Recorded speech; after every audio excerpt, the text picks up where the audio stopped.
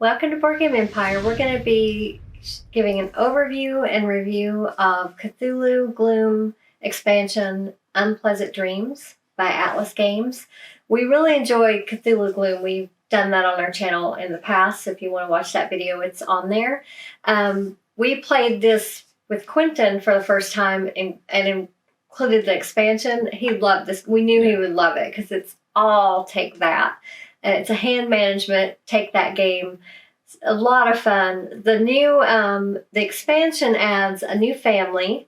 They have a purple background. And it also increases the player count. You can have up to 6 players. There's also 2 new members, uninvited guests.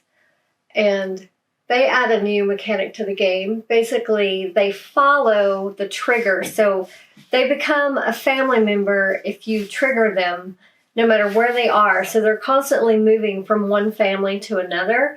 And basically, it increases, if you have that uninvited guest, it's going to increase the amount of family members you have, therefore increasing the amount of family members you need to get rid of to go out. Because, the game ends when one player has killed off all their family members. You can play with 1 or 2. We did only play with 1. One of them follows, if you have this new sheep icon. I don't know if you can see that. The icons are kind of small. It adds a new sheep icon to the game. And that's also how you know the cards that are part of this expansion. In the very bottom of the photos here, there's a little sheep. Those don't have it on the bottom, the uninvited guests. Oh, that one does. These. So this one, it follows sheep icons. You may play, and they also give you an ability. It says you may play an untimely death on a character with a star icon as your second play. So they do give you an ability, but they also kind of hinder you because it gives you more family members. This one follows untimely deaths. You could only play an untimely death on him when he has the star icon. So this one you can only kill if he's got the star icon over here on one of his modifiers. It adds a total of 50 new cards that add stories, modifiers, events, untimely deaths. But that's basically what it adds. But we did enjoy the mechanics of having the uninvited guests. That did add a nice new twist to it. Because you could technically, I know you don't really control. You could on this one with the sheep icon because it follows that, but. The other one you wouldn't really be able to control unless you put the untimely. I guess you could if you put the untimely death on another player. Mm. But there's also a con to that because you can only put untimely deaths on ones with negative points. So if they had really a minimal amount of negative points, it might be good to do to them if they have -5 or something. So then you would put the untimely death on them, but then this family member follows them. So it's a good way if someone's about to go out, if they get these uninvited guests added to their family, they wouldn't be able to go out to give you more time to get more negative points if you need to. So that's maybe one strategy. Of course, the new family members, they don't have abilities. They're just like the other family members. They just have new different color backgrounds and names, of course. I didn't notice a big difference in the modifiers or the events or stories. No. They weren't that different, but it adds more to the game. So, of course, that adds replayability value. We just really love this game. We love take that games, and it's just a really fun game. For Quentin, like I said, he totally loved it. And I think he beat us, didn't he? Yeah. He always beats us in these games. Actually, no, I think I won this one. Did you? Yeah. He was winning. Yeah, he was winning. He was winning until he got the uninvited guest for a while. And it was the one where you could only kill him off if he had a star icon. So, yeah, we had a lot of fun, the 3. I will say we played the original, just Anthony and I. And we did have more fun playing it with 3 players, even though it was still fun with Anthony and I. It was just more fun with 3 players. Well, there's more. There was more take that, and it was it just seemed to move more.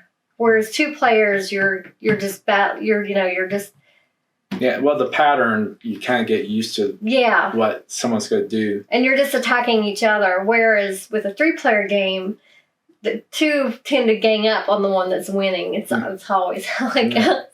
And that's always changing who's in the lead. So for the most part, I was never even close. I was never even. See, I was staying in the middle until the end because I know if I lead in the beginning, these 2 are going up against me. But Quentin was leading the entire game. I was not getting lucky at all. I just did not get lucky on my modifiers. I kept having to get. You do have to get. There are a lot of cards, I think, maybe in the new one that you have to get rid of your whole hand a lot. It seemed like I was discarding my hand a lot. Felt like, but I don't know, maybe we just didn't come across those cards before, but I did feel like that was happening a lot. But yeah, for us, this is a great game. It's been around. I mean, the expansion came out in 2012. I don't know when the Cthulhu Gloom came out, so these have been out for a long time, but they still are amazing. They're new to us. We just played Cthulhu Gloom last year, and then we just recently got the Unpleasant Dreams, and we love them. And I love the transparent cards. I like how you put the transparent cards to change the story and the modifiers. It's just a really unique game, and this will definitely be in our collection. We'll definitely never get rid of these games because it's so much fun. And none of that, but it's so little. It doesn't have that much space, and then also it's just it doesn't add that much to the expansion. So you're not relearning the whole game with the expansion, and then the expansion literally you could learn it in like 3 minutes. Yeah, all you're doing is you're shuffling the cards in, and there's a new family, and of course the only really thing you need to figure out is the uninvited guest. The follow, that was easy. That was easy to figure out. So I like expansions that do that, just kind of add on to the existing mechanics and maybe add one new aspect to it that's not too far out there where it still flows with the game. They did a great job on this expansion. I wouldn't be surprised if it come out with it's been 10 years. I wouldn't be surprised if it come out with another one because this is a really popular game, isn't it? I would think so. I can see them just adding the expansion with the base game eventually, and that way you get the whole thing instead of having to get the expansion with it. I do wish. The only bad thing is, this is my only negative, which is not their fault at all, but I wish you could fit all the cards together in one box because we have a lot of games, so we have to, and they're little, so we have to be mindful to keep them together. And once you've mixed all the cards together, you're not going to want to go through and take out the expansion versus the base to put them back in their own individual boxes. So we just put them all back together and fit however many we can in each box. So I know we could probably buy a little tiny storage box to put them in. That's probably the best thing to do, is to buy a box that they fit in so you can keep it all together and know they go together. But so what is your rating on this? With the expansion I think it gives it like a 8.7 out of 10. I think it elevates it. I think originally I gave it like 8.5. I think it just ups it a little bit. Yes, it doesn't add much to it. It just adds the 2 follow cards. There are other cards but they're very similar in nature to what already was there. So for me, I give this game a 9 overall. I love this game. I really can't find anything that I don't like about it. And that's rare for me to give a game a 9. I really enjoy this game, especially with 3 players. For me, adding the 3rd player really upped it for me. It's really fun at 3 players. We've never played it more than 3. We've only played 2 and 3 player games, but 3 player is definitely, I think I would think that would be the sweet spot for this game, because it would take longer when you add more and more players. But again, with the expansion, you could play up to 6 players. So it would be a good, if you have a larger gaming group or family, that this would be a and you like take that, this would be a good option because it And it's accommodates for 6. Yeah, it's small storage, inexpensive. Mm-hmm. So a Yeah, lot of strategy. yeah, definitely. There is a lot of strategy to this game. So, do you have anything else you want to add? Mm-hmm.